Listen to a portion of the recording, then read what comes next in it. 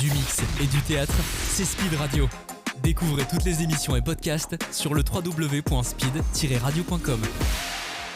Salut Speed Radio, on se retrouve une nouvelle fois dans le cadre du Festival d'Avignon. Aujourd'hui, on se retrouve avec Céline Pitot dans le cadre de sa pièce de théâtre Le Fils.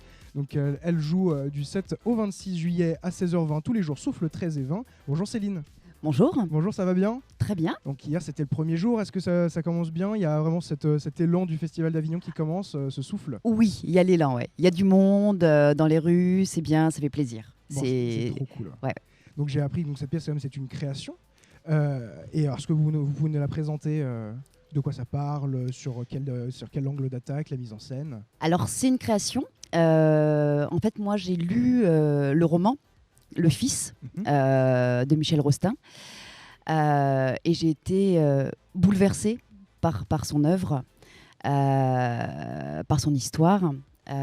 Donc, il raconte la mort de son enfant, de son fils, à l'âge de 21 ans, qui a été emporté par une méningite fulgurante. Et c'est le fils qui parle. Donc, en fait, moi, dans ma pièce de théâtre,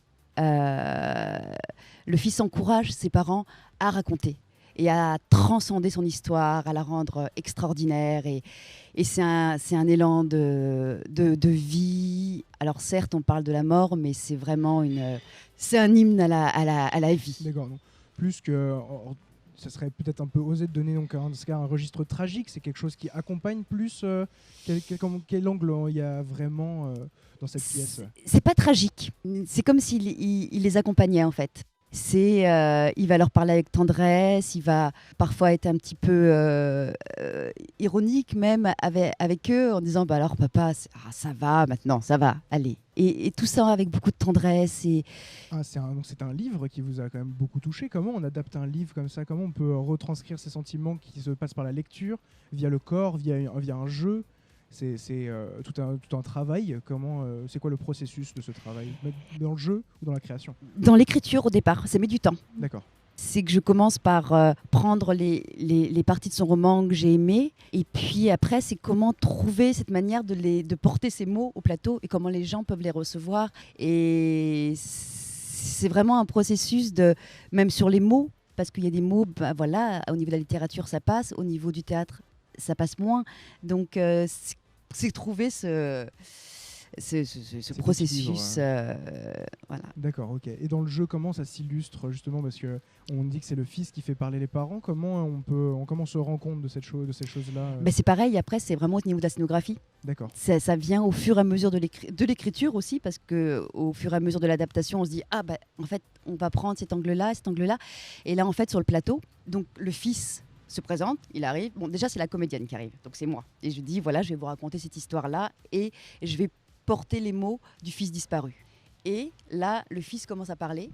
Et sur le plateau, il y a toute une installation avec, comme une table de DJ, avec devant lui 2 micros. Le micro du père, le micro de la mère. Et donc, le fils parle. Et dès qu'il se place devant le micro du père, c'est le père. Devant le micro de la mère, D'accord. c'est la mère. Et parfois, dès qu'il sent que ses parents vont un petit peu tomber, il passe derrière la table, il peut envoyer une musique, même son enterrement devient une fête. Ça, dans le livre de Michel Rostin, on le ressent aussi beaucoup parce que c'était un metteur en scène d'opéra, il avait beaucoup d'amis musiciens. Et pendant l'enterrement de Lyon, tout le monde s'était mis à jouer, à chanter. Et là, c'est pareil. Donc pendant son enterrement, par contre, là, c'est Lyon qui lance les musiques petit à petit. D'accord. C'est une pièce qui accompagne le public, comme vous l'avez dit. Donc, est-ce qu'il y a cette notion de dialogue entre le public ? Est-ce qu'il y a un dialogue qui se crée, une vraie conversation, ou ça reste purement de l'accompagnement via un récit, via un dédire finalement ? Il y a un dialogue au début, parce que je leur parle, je viens vraiment leur raconter l'histoire.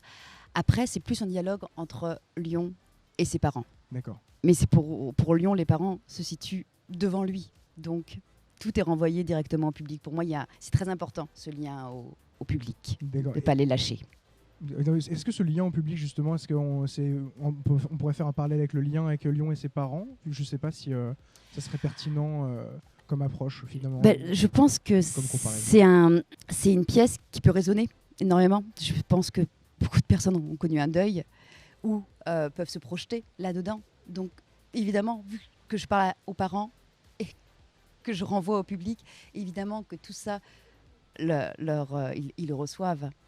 Est-ce que la musique justement qui est présente, ça aide à ça? Ça aide à ce côté un peu spirituel, à ce côté, alors je sais pas si on peut dire spirituel, mais en tout cas ce côté un peu de confession, d'accompagnement.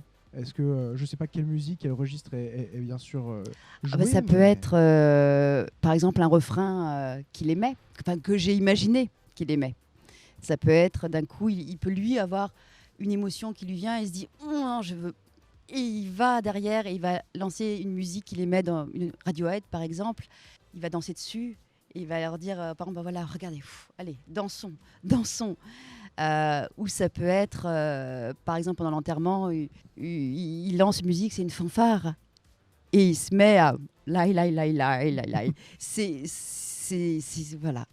Et donc oui, ces musiques-là, je les renvoie aussi, c'est pareil, au public, c'est oh là, c'est un peu dur là, mais allez, il y a encore de la vie, il y a encore, et puis vive la vie, quoi.